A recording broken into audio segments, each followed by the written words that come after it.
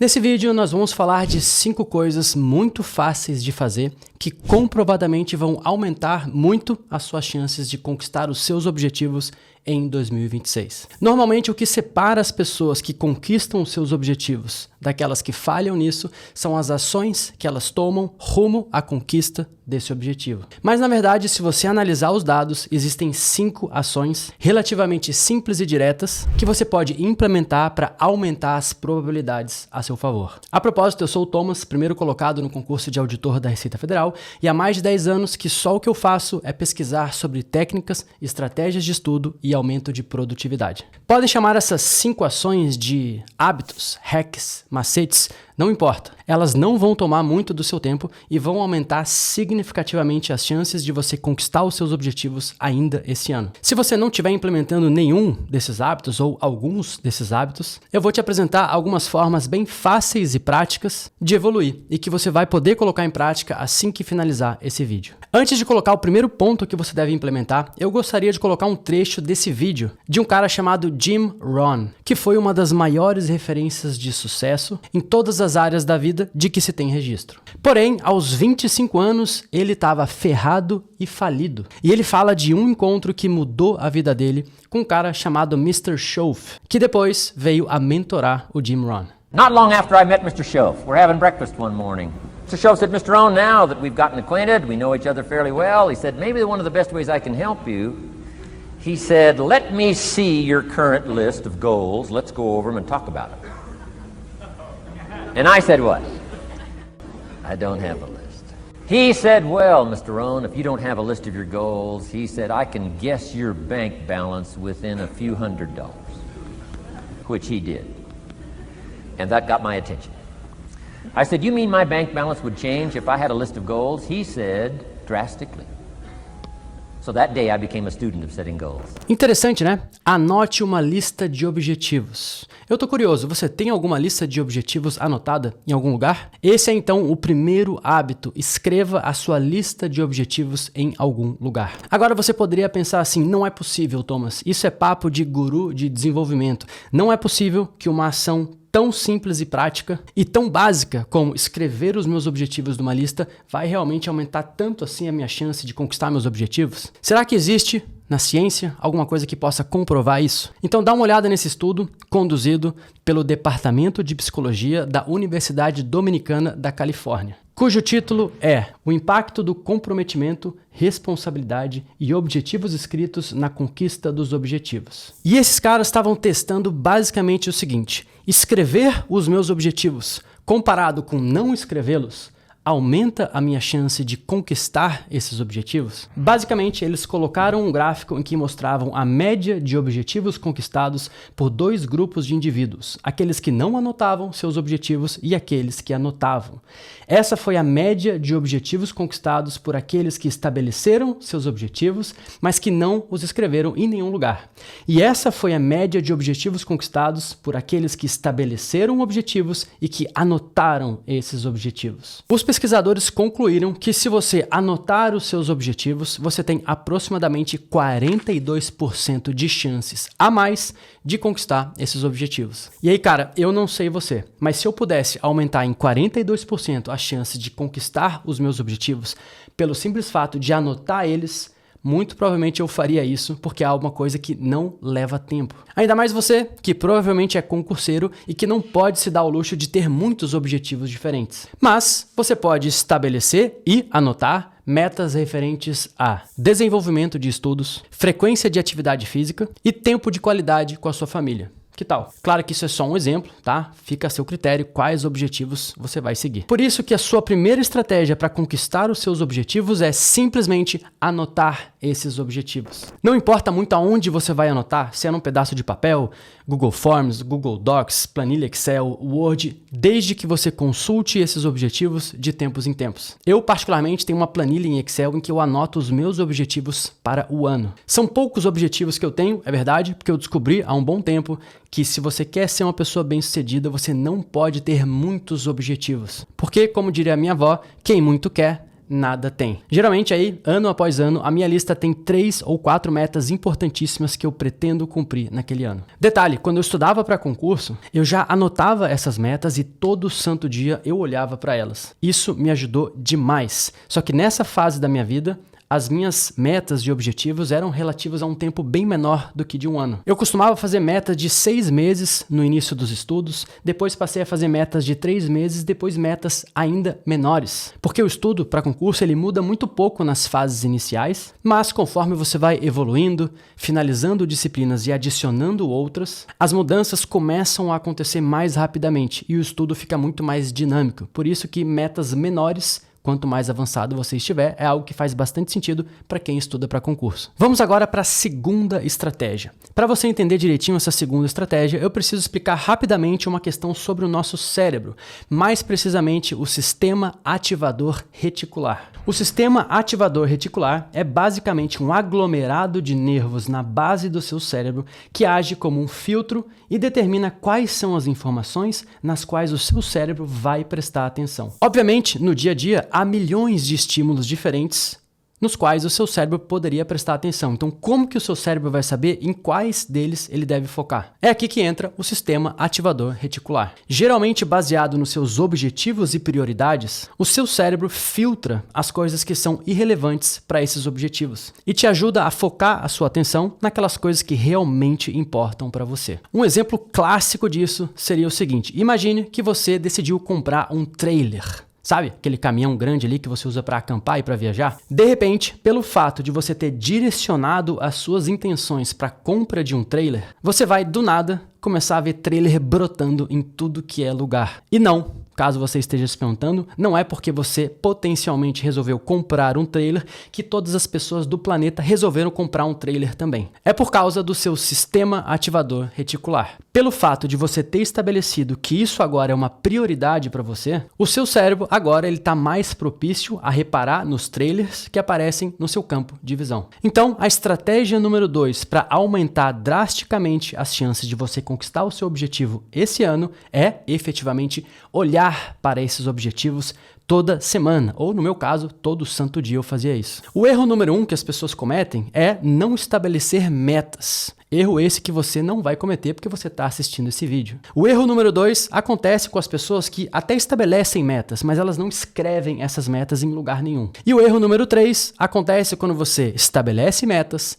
anota essas metas, mas depois disso você nunca mais olha, nunca mais consulta essas metas. Então, a ideia da estratégia número 3 é aproveitar o seu sistema ativador reticular, olhando de fato para os objetivos que você anotou. De preferência, todo santo dia ou, no mínimo, toda semana. Além dessas metas anuais que eu mencionei para você, eu também tenho metas semanais. Então, por exemplo, essa semana eu tenho como metas ir para academia ao menos 2 vezes nessa semana, surfar pelo menos uma vez nessa semana, pesquisar, roteirizar e gravar um vídeo para o meu canal do YouTube, sair para jantar pelo menos uma vez com a minha esposa e passar ao menos 2 horas de manhã, 1 hora no almoço e 2 horas no final do dia com o meu filho todo santo dia. E no decorrer da semana, a cada dia que passa, eu paro para analisar. Quais são as minhas prioridades para essa semana e como que eu tô me saindo no sentido de cumprir essas prioridades. Resumindo então, toda semana revise e analise suas metas anuais e todo dia revise e analise as suas metas semanais. Isso não leva muito tempo, tá? 15 segundinhos no máximo, prometo para você. Mas essa é aquela pequena e rápida tarefa que sinaliza algo importante para o seu cérebro. Tipo assim, é verdade, pô, eu tava pretendendo mesmo ir 2 vezes para academia essa semana. Putz, é verdade, eu realmente queria sair para jantar com minha mulher. Pô, realmente eu preciso ficar com meus filhos nesse e naquele período. Se você não ficar constantemente relembrando as tarefas importantes da sua vida, é muito fácil esquecê-las. A minha vida, cara, ela é uma loucura.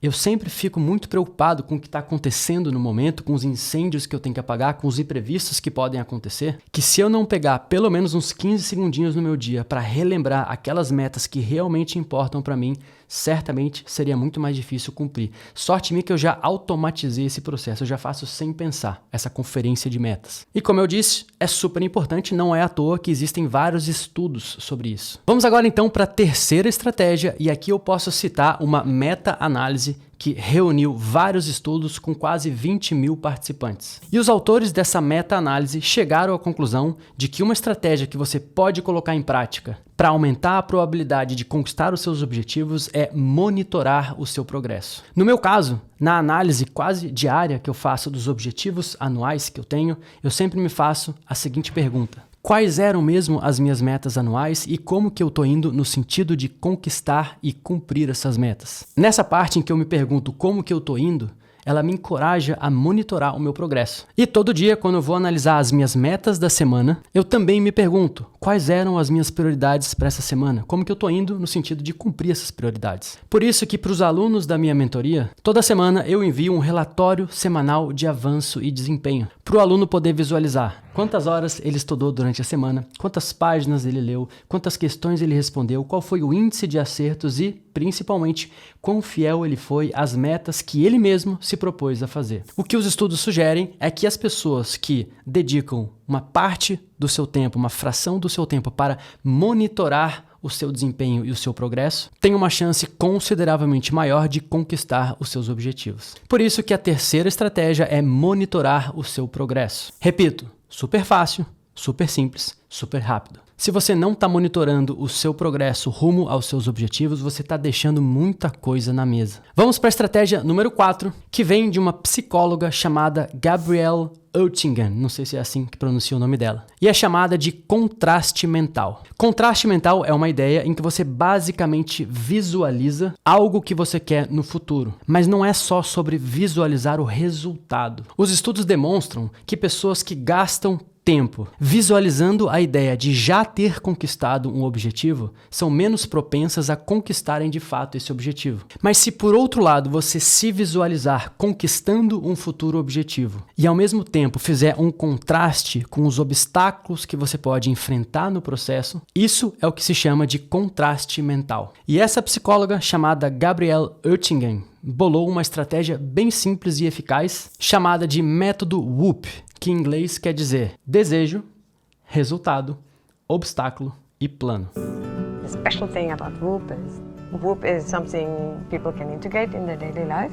You identify a wish, you identify the best outcome of fulfilling that wish, you identify the obstacle, and then you make an if-then plan. So the acronym is wish, outcome, obstacle, and plan. So it's WOOP.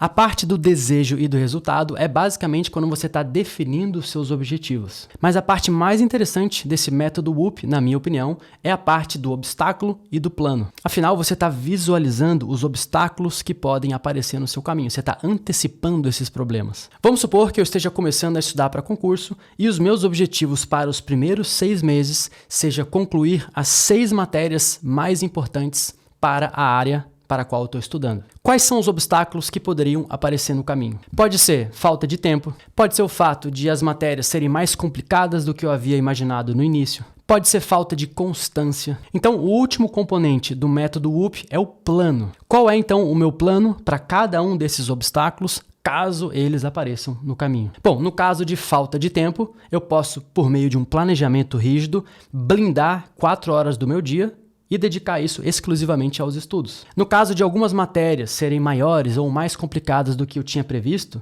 eu posso, por meio de um planejamento, de uma organização, alocar horas de algumas disciplinas que acabaram sendo mais simples para essas matérias mais complicadas, de acordo com uma série de fatores, sempre levando em conta o custo-benefício. E no caso de falta de constância, eu posso criar o hábito de todos os dias olhar para as minhas metas e objetivos de vida e comparar com a minha vida agora e me inspirar nesse contraste. Porque você pode ter certeza que quando eu comecei a estudar para concurso, quando eu tomei essa decisão, eu não estava satisfeito com a minha vida como ela estava naquele momento. Então a estratégia número 4 consiste em visualizar e antecipar obstáculos e bolar um plano para combater cada um deles caso eles apareçam no seu caminho. E eu repito, não leva muito tempo para fazer.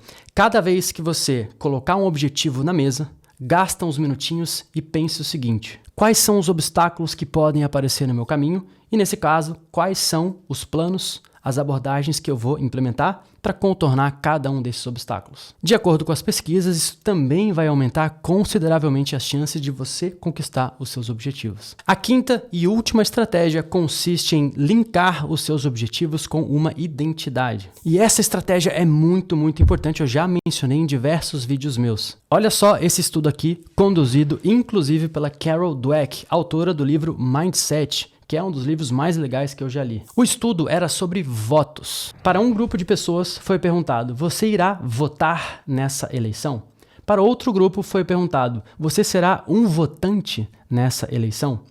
O estudo chegou à conclusão de que as pessoas que responderam à pergunta sobre ser um votante foram muito mais propensas a votar nas eleições. Afinal, perguntar você irá votar é uma ação, e perguntar você será um votante é uma identidade. Perceba que para praticamente qualquer objetivo digno, honesto e grandioso, para conseguir conquistar esse objetivo, quase sempre você vai precisar se transformar numa pessoa melhor. E isso envolve a construção de uma nova identidade. Olha que interessante. Isso também, segundo vários estudos, torna muito mais provável que você conquiste esses objetivos quando você inevitavelmente se deparar com os obstáculos que vem da vida. Isso foi algo que eu apliquei na minha vida. Quando eu comecei a estudar para concurso, eu tinha enraizada na minha cabeça uma ideia de que eu não conseguiria uma aprovação se eu continuasse sendo aquela pessoa que eu era. Eu passei por um profundo processo de transformação pessoal ao longo dessa jornada.